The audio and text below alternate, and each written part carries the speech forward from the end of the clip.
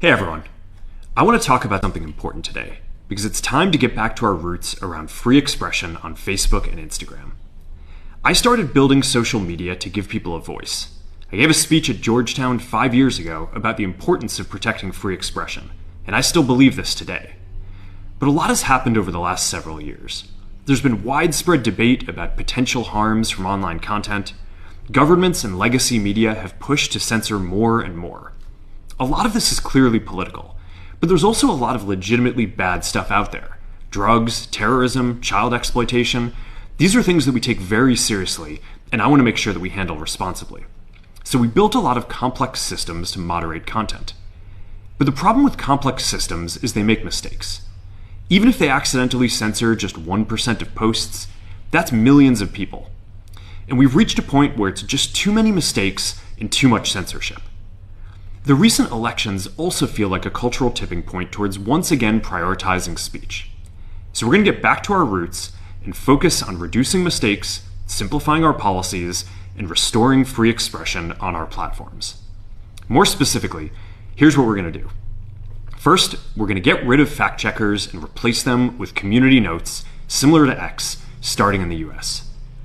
After Trump first got elected in 2016, the legacy media wrote non-stop about how misinformation was a threat to democracy. We tried in good faith to address those concerns without becoming the arbiters of truth. But the fact checkers have just been too politically biased and have destroyed more trust than they've created, especially in the US. So over the next couple of months, we're going to phase in a more comprehensive community notes system. Second, we're going to simplify our content policies and get rid of a bunch of restrictions on topics like immigration and gender that are just out of touch with mainstream discourse.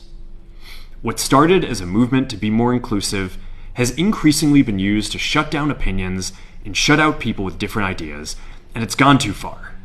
So I want to make sure that people can share their beliefs and experiences on our platforms. Third, we're changing how we enforce our policies to reduce the mistakes that account for the vast majority of censorship on our platforms. We used to have filters that scanned for any policy violation. Now, we're going to focus those filters on tackling illegal and high-severity violations. And for lower severity violations, we're going to rely on someone reporting an issue before we take action. The problem is that the filters make mistakes, and they take down a lot of content that they shouldn't. So by dialing them back, we're going to dramatically reduce the amount of censorship on our platforms. We're also going to tune our content filters to require much higher confidence before taking down content. The reality is that this is a trade-off. It means we're going to catch less bad stuff, but we'll also reduce the number of innocent people's posts and accounts that we accidentally take down. Fourth, we're bringing back civic content. For a while, the community asked to see less politics because it was making people stressed. So we stopped recommending these posts. But it feels like we're in a new era now, and we're starting to get feedback that people want to see this content again. So we're going to start phasing this back into Facebook, Instagram, and Threads while working to keep the communities friendly and positive. Fifth, we're going to move our trust and safety and content moderation teams out of California, and our US-based content review is going to be based in Texas. As we work to promote free expression, I think that it will help us build trust to do this work in places where there is less concern about the bias of our teams. Finally, we're going to work with President Trump to push back on governments around the world that are going after American companies and pushing to censor more. The US has the strongest constitutional protections for free expression in the world. Europe has an ever-increasing number of laws institutionalizing censorship and making it difficult to build anything innovative there. Latin American countries have secret courts that can order companies to quietly take things down. China has censored our apps from even working in the country. The only way that we can push back on this global trend is with the support of the US government. And that's why it's been so difficult over the past 4 years when even the US government has pushed for censorship.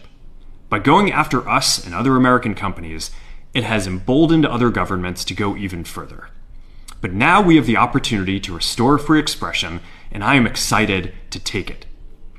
It'll take time to get this right, and these are complex systems. They're never going to be perfect. There's also a lot of illegal stuff that we still need to work very hard to remove. But the bottom line is that after years of having our content moderation work focus primarily on removing content, it is time to focus on reducing mistakes, simplifying our systems, and getting back to our roots about giving people voice. I'm looking forward to this next chapter. Stay good out there, and more to come soon.